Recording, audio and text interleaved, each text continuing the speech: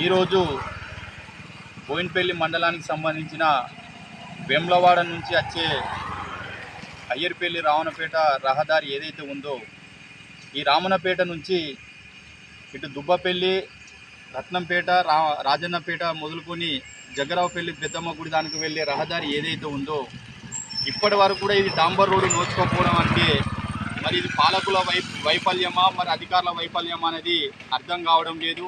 మరి స్వాతంత్రం వచ్చి 75 వసంతాలు పూర్తి చేసుకున్నా కూడా గ్రామీణ ప్రాంతాల్లోని మట్టి రోడ్లు ఇప్పటికి కూడా ఎక్కడ కూడా సిమెంట్ రోడ్లుగా కావచ్చు డాంబర్ రోడ్లుగా కావచ్చు నోచుకోకపోవడం మరి ఇక్కడ ఉన్న పాలక వర్గాల వైఫల్యమా అధికారుల వైఫల్యమా అనేది అర్థం కావడం లేదు.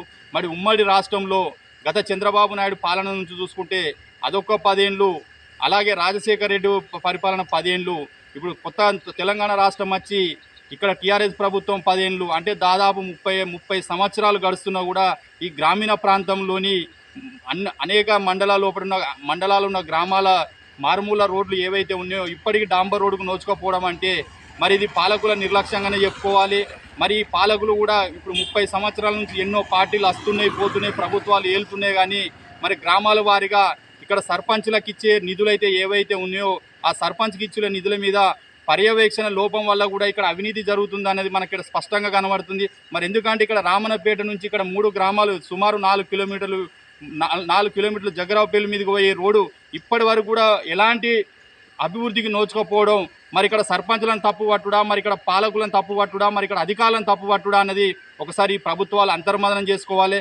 పల్లె సీమలే పట్టుకొమ్మలని చెప్పుకుంటున్నాం, మరి ఇలా గ్రామ స్వరాజ్యం అని చెప్పుకుంటున్నాం. మరి ఈ ప్రభుత్వాలు గత 30 ఏళ్ల నుంచి మరి రోడ్డు కనబడటం లేదా ఈ అధికారులకు పాలక వర్గాలని చెప్పి ఈ సిపిఎం పార్టీ పక్షాన డిమాండ్ చేయడం జరుగుతుంది. ఇప్పటికైనా ప్రభుత్వాలు బుద్ధి తెచ్చుకోవాలి. ఎందుకంటే స్వాతంత్రం వచ్చి 75 సంవత్సరాలు పూర్తిగా వస్తున్నా కూడా ఇప్పటికీ గ్రామీణ ప్రాంతాలలో మట్టి రోడ్లే ఉన్నాయంటే మరి డబ్బంతా ఎక్కడ పోతుందని చెప్పి సందర్భంగా సిపిఎం పార్టీ తరఫున ప్రశ్నించడం జరుగుతుంది.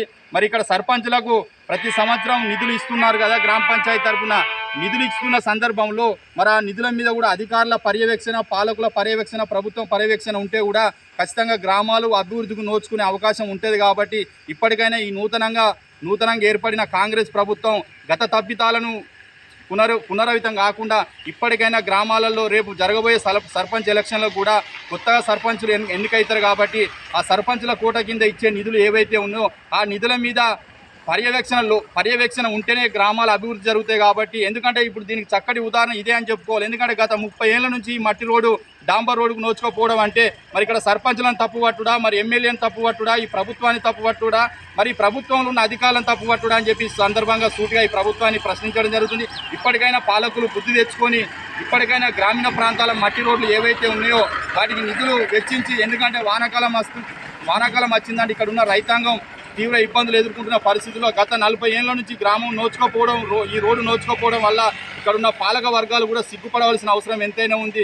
మరి తెలంగాణ రాష్ట్రం ధనిక రాష్ట్రం అని చెప్పుకున్న గత ప్రభుత్వం కూడా ఆ గత ప్రభుత్వంలో కూడా ఈ రోడ్డు నోచుకోపోలేదంటే మరి ఇక్కడ ప్రభుత్వం వెచ్చిస్తున్న నిధులు ఎక్కడ పోతున్నాయని చెప్పి ఈ సందర్భంగా అధికారులు కానీ పాలకులు కూడా పునరాలోచించుకోలేదు. దయచేసి ఇప్పటికైనా గ్రామీణ ప్రాంతాలు ఉన్న మట్టి రోడ్లు ఏవైతే ఉన్నాయో వాటిని సాధ్యమైనంత వరకు డాంబర్ రోడ్లు కానీ సీసీ రోడ్లు కానీ ఏర్పాటు చేయాల్సిందిగా ఇక్కడున్న రైతాంగం పట్ల బోయినపల్లి మండల ప్రజానీకం తరఫున సిపిఎం పార్టీ తరఫున ఈ ప్రభుత్వానికి విజ్ఞప్తి చేయడం జరుగుతుంది.